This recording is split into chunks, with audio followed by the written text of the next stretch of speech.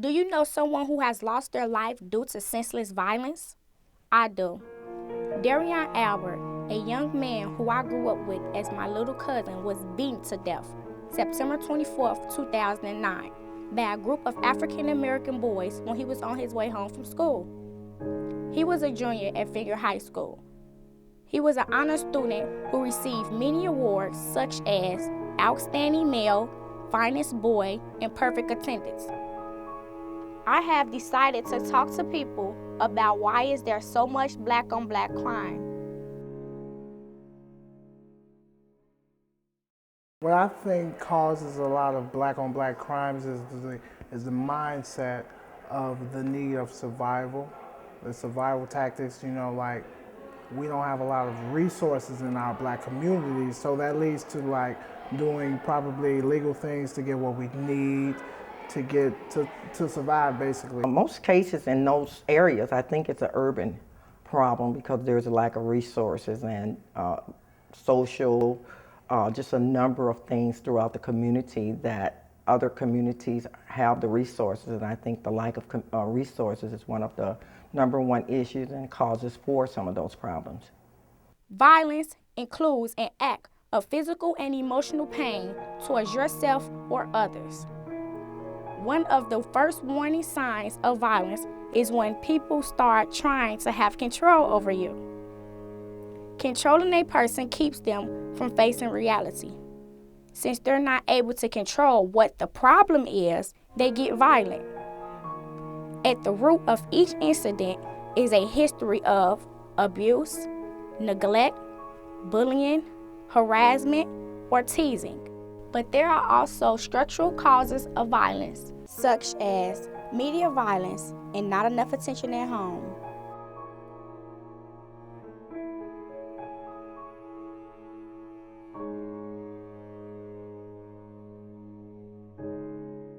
Recent research that was done by the MICFA Challenge group here in Chicago. And they polled, I believe, close to 800 Chicago public high school students. And they asked them, I think this was about 2 years ago, and they asked them, what are the major factors that influence violence? #1 was not the police and police brutality. It was not the gangs. It was not poor schools. It wasn't even guns. It was the media. I think media plays a huge role in our lives, and it continues to play more and more of a larger role in our lives. And media is really violent, and it's normalized to the point that we can look at, really violent or explicit materials or movies and not think anything of it, or we are entertained by it. The eyes and the ears are the windows to one's soul, I believe. You cannot tell me that the things that you constantly feast your eyes on and feast your ears on don't impact your outlook on life. They absolutely do. That's why I think media is so important and getting balanced perspectives all the time.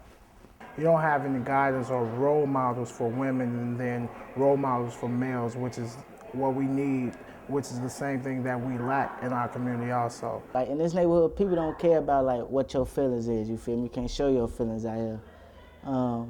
You can't be nice to everybody, You gotta, you feel me, stand up on your own, get yours, you feel me? Don't let nobody take what's yours. Because if you're exposed to a lot of violence in your earlier years in life, and if you don't have that shepherding love support from your parents and an environment in your home, that can also be one of the #1 causes. If you don't know that there's something more important than you and something in where you kind of fit in, then it's not a big issue for you to go pick up a pistol to solve all of your problems, because you don't really see the value that's lost when we lose you, either to death, prison, incapacitation. You say you get shot and you're in a wheelchair for the rest of your life. I had done some things in the past that I shouldn't did that got me in this situation. And you feel me, I regret it some days, because you feel me, I gotta live my life a different style now. But, if I had a chance to go back, then I would, and you feel me, and take that mentality out of my head that I had back then, like fuck everybody else, it's just me out here, you feel me. Then you feel me, that's what I do.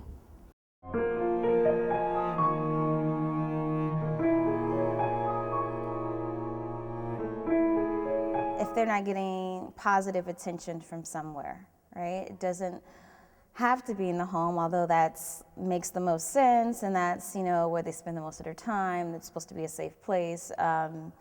But I think, you know, if it's not from the family, it could be from teachers, or it can be from community organizations or adult mentors. But yeah, if they're not getting it, then I think we all, and this isn't exclusive to youth, so I'm not like looking down at youth in this way.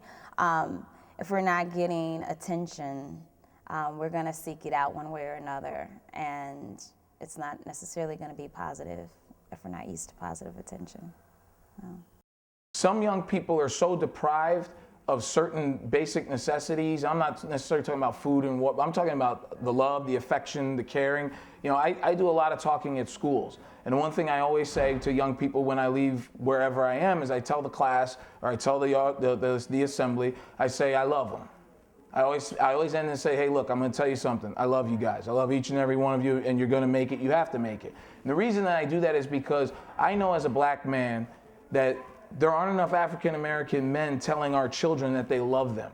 Having a missing parent can affect a child. I think, though, it's more complicated than saying that, you know, someone didn't have their father around, and that's why they act a certain way. Teens that aren't getting enough attention at home and teens that may be getting enough attention at home. I think it's the amount of attention that they're getting. Well, as a counselor, my experience throughout the past 25 or more years that I've been a counselor, it has a tremendous impact. And the person is not able to get through that, especially if they're not receiving counseling or going through support groups and getting that kind of help that they need to overcome some of the issues that has been instilled in them for many, many years. If we do try to do something positive, then people still think that we out here doing something negative, because how the rest of the young black people around here, you feel me? But you know, it's what you choose to do in life, you feel me? But it don't matter. To me, it really don't matter, because you're still gonna be labeled as a black person that's doing something negative. Growing up in a violent world influences you to do what you see. We, as a community, need to come together and figure out ways we can stop the violence with youth in our communities. Let's start by asking the question of, why is there so much violence in the first place? We need more role models and resources for the youth to look forward to. The situation that happened to my cousin Darion Albert caught the world's attention, and we need to do something about it before it gets worse. Even though it's very painful to me and my family, we are still moving on the best way that we can and hoping the world will have more peace.